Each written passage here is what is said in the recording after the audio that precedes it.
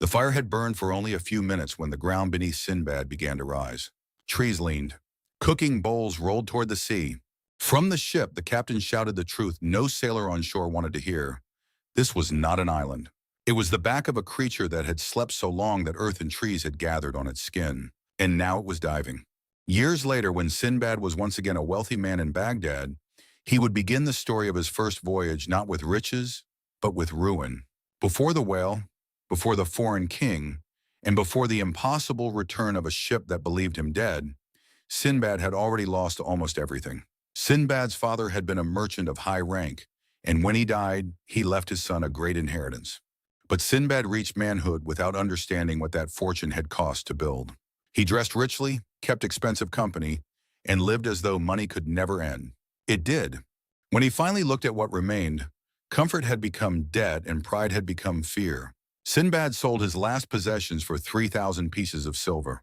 With part of it, he bought goods to trade, and with the rest, he prepared for a journey.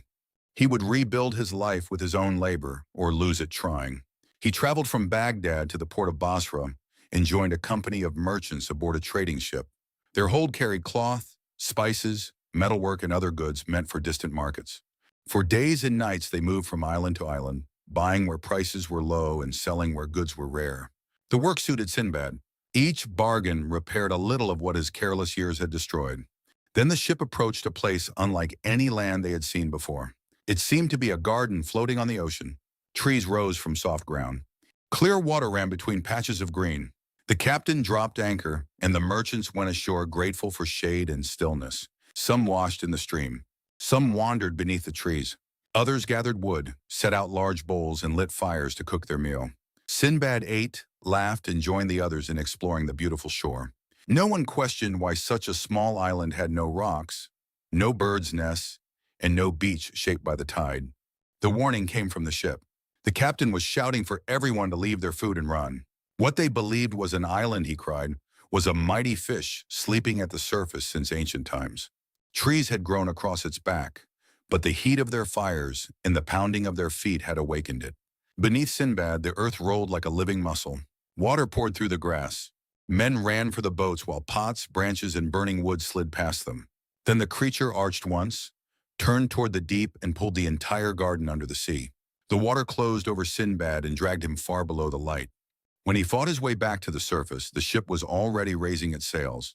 Nearby floated one of the large wooden bowls the travelers had brought ashore for washing. Sinbad seized it, climbed partly inside, and used his hands and feet to keep it upright among the waves.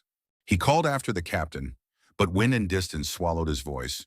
The crew believed everyone left behind had drowned.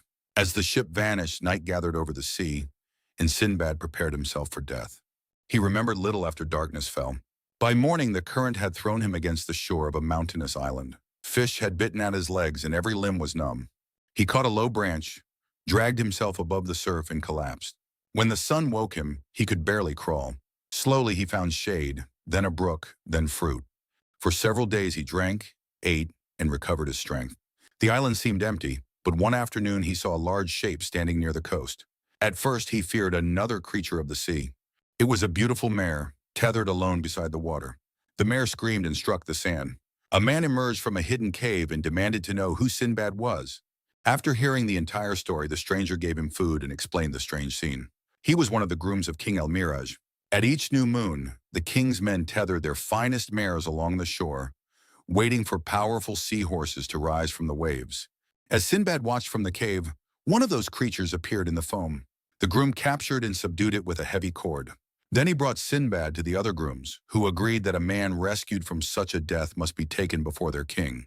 King El-Mihraj listened closely as Sinbad described the false island, the dive, and the wooden bowl. The king called his survival an act of extraordinary favor and ordered that he be treated with honor. But Sinbad did not ask to live as a guest. He asked to be useful. Because he knew trade in ships, the king appointed him master of the harbor and keeper of the shipping accounts. Sinbad worked faithfully, recording cargoes and advising on commerce. His position rose and the king rewarded him generously. Yet every sail on the horizon reminded him of Baghdad, a city no traveler there seemed to know.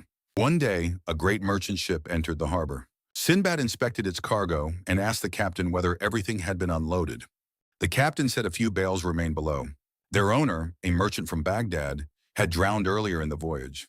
He planned to sell the goods and return the money to the dead man's family. Sinbad asked the merchant's name. The answer stopped him. Sinbad the sailor. It was his original ship. Its captain stood before him, carrying the fortune everyone believed had gone to the bottom of the sea.